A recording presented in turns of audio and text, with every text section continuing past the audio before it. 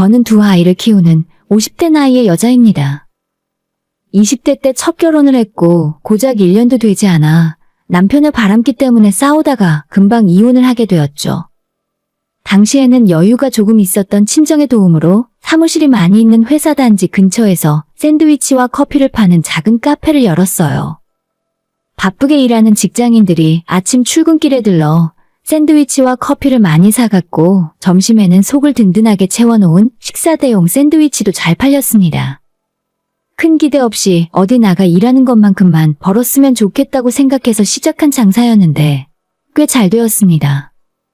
원래는 혼자 할 생각이었지만 일손이 부족해서 하루 종일 샌드위치만 만드는 아르바이트를 한 명 써야 할 정도로 바빴습니다. 그렇게 장사를 하던 중에 남편을 만나게 되었어요. 남편은 아들, 딸, 남매를 혼자 키우는 사람이었습니다. 저희 가게는 회사 근처에 있기 때문에 퇴근 시간이 지나면 가게 영업도 종료하곤 했는데 어느 날 문 닫기 30분 전에 그 사람이 와서 이런 소리를 하는 거예요. 죄송한데 제가 퇴근 시간에 집에 가져갈 수 있게 포장 주문을 해도 될까요? 점심 때 자주 샌드위치를 사 먹었었는데 집에 있는 아이들한테도 가져다 주고 싶어서요. 라고 하면서 특별 주문을 부탁하더라고요. 보통 저희 가게는 점심시간이 지나 오후 4시 정도가 되면 샌드위치는 품절이 되고 커피만 팔다가 영업을 종료하게 되거든요. 그러니 퇴근 시간에 샌드위치 주문은 정말 자주 있는 일이 아니었죠. 저는 미리 말씀을 해주시면 언제든 가져가실 수 있게 준비를 해두겠다 말을 했고 그날 이후로 종종 샌드위치 주문을 해서 퇴근길에 가져갔어요. 자주 얼굴을 보다 보니 내적인 친밀감이 생겨서 서로에 대한 이야기까지 나누는 사이가 되었습니다. 처음엔 아이 키우는 유부남이라고만 생각했었는데 대화를 나누어 보니 그게 아니라 이혼하고 혼자 아이를 키우는 사람이었습니다. 아이들이 3살, 2살일 때 아내와 이별했다고 하는데 저 역시도 이미 한 번의 결혼 실패를 한 사람이기 때문에 통하는 것이 많았습니다. 이혼 과정에 대한 이야기를 나누다 보니 남편과 저는 점점 가까워졌고 아이들의 사진까지 보게 된 이후로는 샌드위치뿐만 아니라 간단한 과자나 과일 같은 간식들을 돈을 받지 않고도 따로 챙겨 보내게 되었어요. 어느 날 이 사람이 자기 두 아이들을 데리고 저한테 인사를 하러 찾아왔고 너무 예쁜 아이들과도 친해졌어요. 이제 막 초등학교에 들어간 아이들이 자꾸 눈에 밟히고 예쁘고 너무 귀여웠어요. 이 남자가 늦게 퇴근하는 날에는 제가 아이들을 불러다가 저녁을 함께 먹이기도 했고 그래서인가 어느 날부터 아이들이 집으로도 저를 초대해서 저녁에도 돌아가지 못하게 붙들어 놓게 되었습니다. 이모가 우리 아빠랑 결혼해서 엄마 하면 안 돼요? 집에 가지 말고 우리랑 같이 살아요, 네? 곤란하면서도 한편으로는 살짝 기쁜 마음도 있었고 아이들의 아빠는 항상 이런 상황이 올 때마다 저한테 미안해했어요. 아직도 집에 못 가고 계셨어요? 죄송해요. 애들이 철이 없어서. 엄마가 많이 그리웠나 봐요. 죄송합니다. 제가 집까지 모셔다 드릴게요. 전 괜찮아요. 애들이 너무 착하고 예뻐서 같이 놀면 저도 즐거운걸요. 너무 어이없는 생각일 수 있지만 저는 내심 이 남자가 저한테 결혼해서 같이 살자고 청혼을 해주면 좋겠다 싶었어요. 하지만 이 남자는 조심스러워도 너무 조심스럽게 저를 대했습니다. 우리가 조금 더 친해지고 난 후에 본인 집안에 대한 이야기를 제게 해주었는데 예전 아내랑 헤어지게 된 주된 원인부터가 자기 가족들에게 심각한 문제가 있다 하는 겁니다. 일단 가족들 자체가 극성 수준을 넘어서 사람을 괴롭히고 못 살게 군다 하더라고요.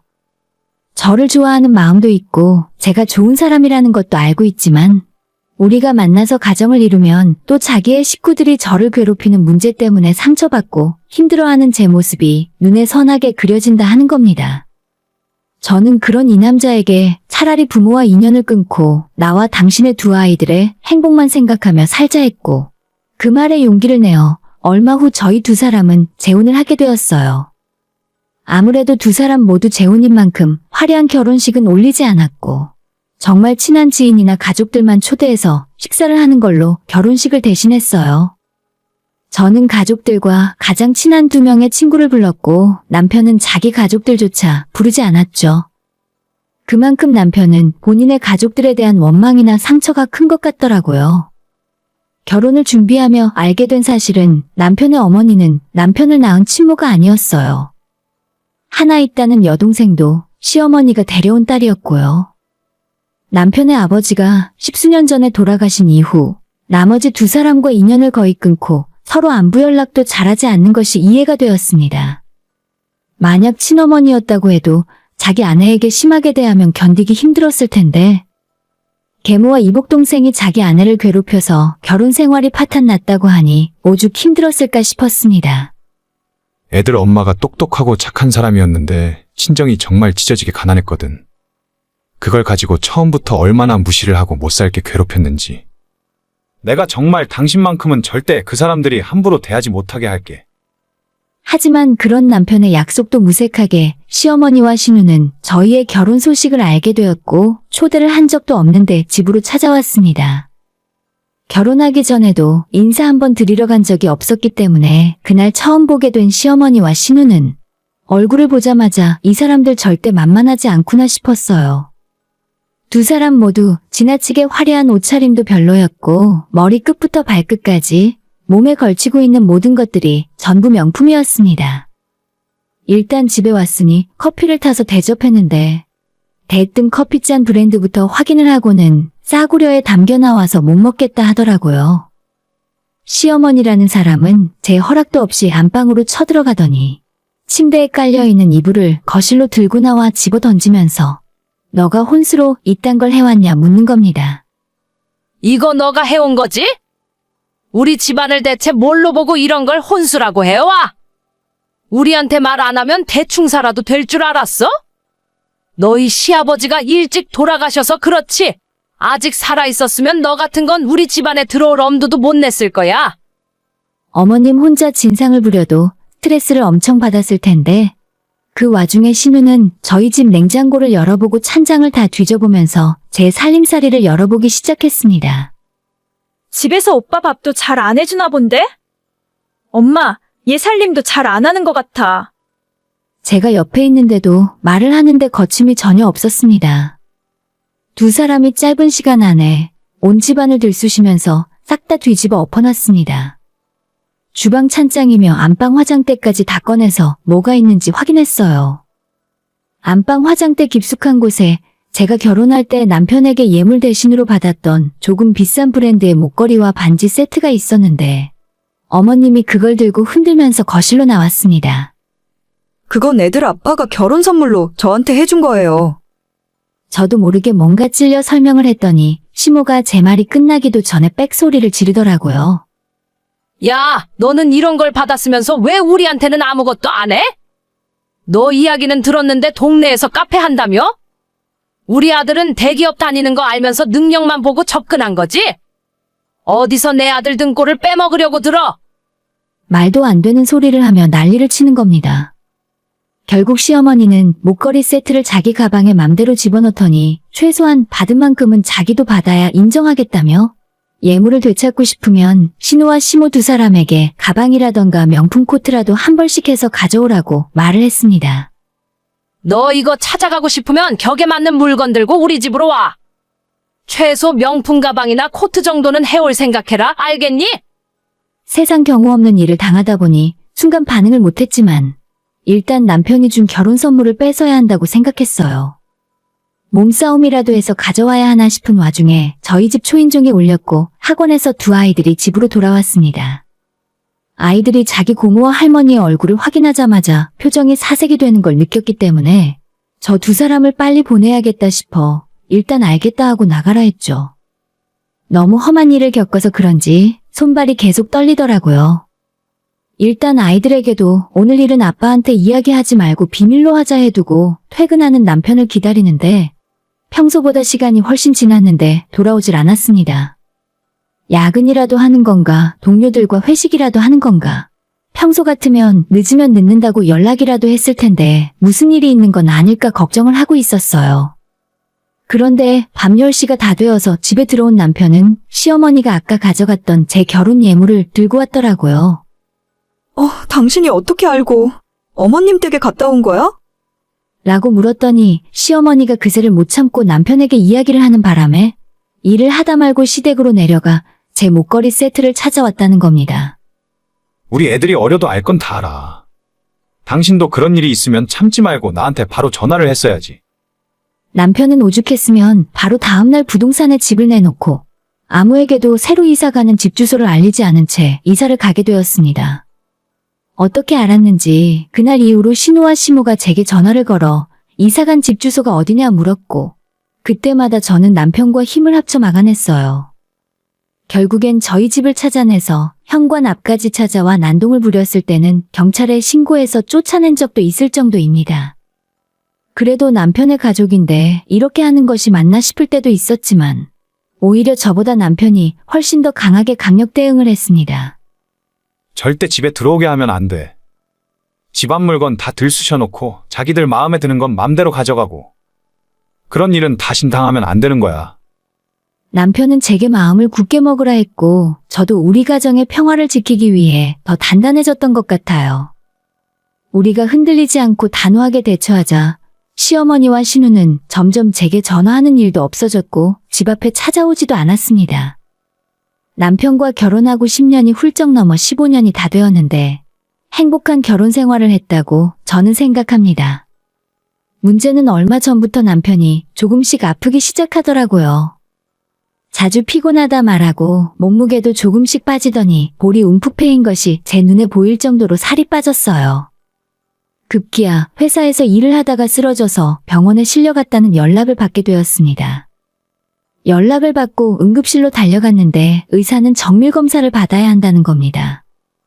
그렇게 검사를 받게 되었고 제발 아무 일 없길 빌고 또 빌었지만 검사 결과는 위암 말기였어요.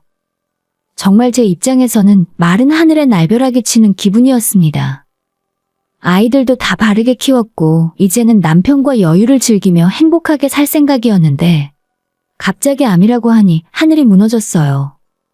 나을 수 있다는 희망을 가지려고 애를 썼지만 하루가 지날수록 상태는 나빠지기만 했어요. 모든 걸 다 바치더라도 남편의 건강만 돌아올 수 있다면 아깝지 않았는데 항암 치료를 하던 도중에 남편은 버티지 못하고 세상을 떠나고 말았습니다. 남편의 장례식에서도 혹시나 내가 노력이 부족해 남편을 살리지 못한 건 아닐까 하는 생각에 모든 것 하나하나가 후회되었습니다. 장례식장에서 아이들과 함께 울고 있었는데 역시나 연락한 적도 없는 시어머니와 신우가 갑자기 들이닥쳤습니다.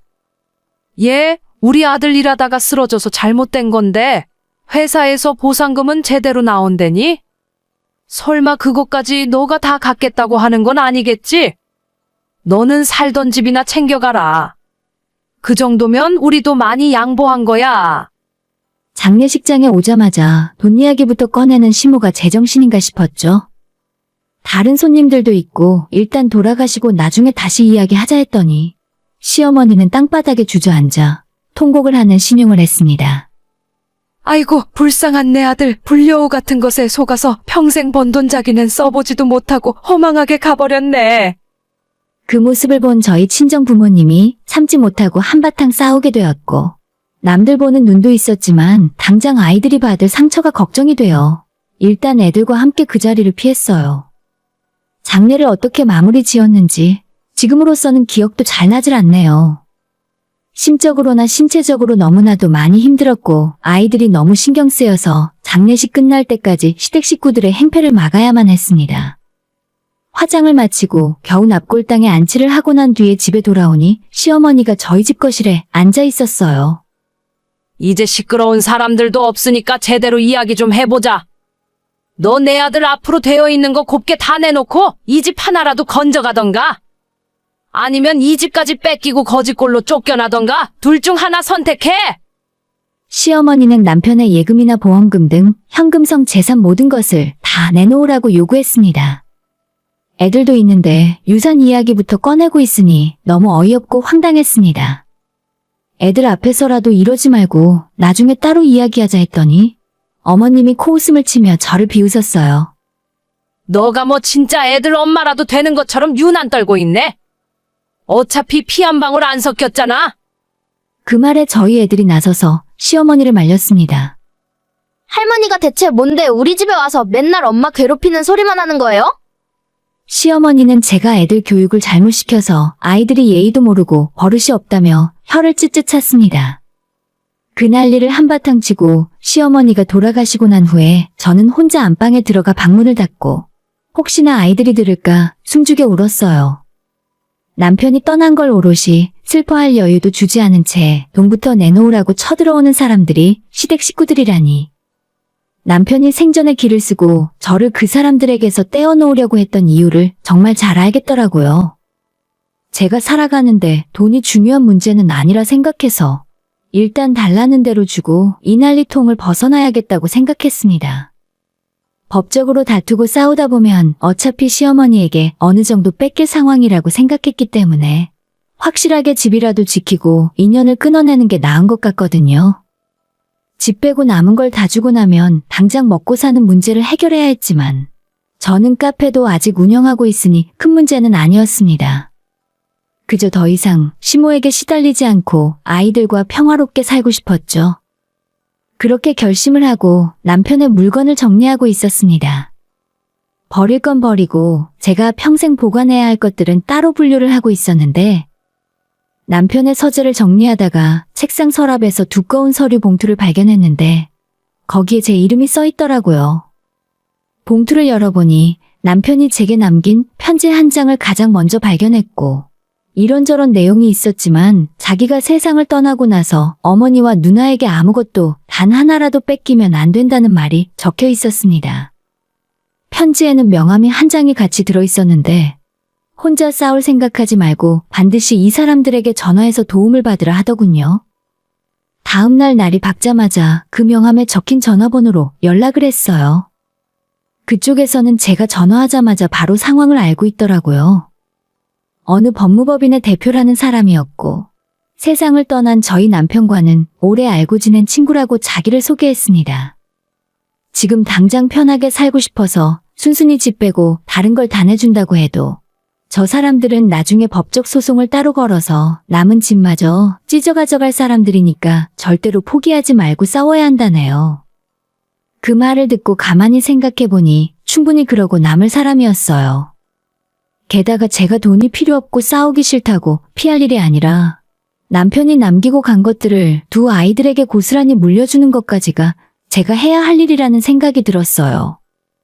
변호사가 앞으로 벌어질 법적 분쟁은 전적으로 알아서 할 테니 저한테는 시모와 신우를 만날 때마다 항상 녹음을 습관처럼 하고 절대로 쓸데없는 말을 하지 말라고 신신당부를 하더라고요. 저는 당연히 변호사가 시키는 대로 했습니다. 시어머니와 신우는 이 사실을 전혀 모르고 있었으니 평소처럼 제게 돈 내놓으라고 폭언을 퍼부었어요. 야, 돈 아직 준비 안 했어? 너가 남의 아들 뺏어가서 쪽쪽 빨아먹었으면 빼먹은 만큼 다 내놔야지.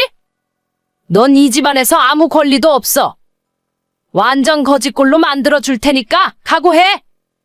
한 번은 저희 집까지 찾아와 남편의 보험금 관련 서류를 자기들이 확인해야겠다며 막무가내로 집에 밀고 들어오려 하더라고요.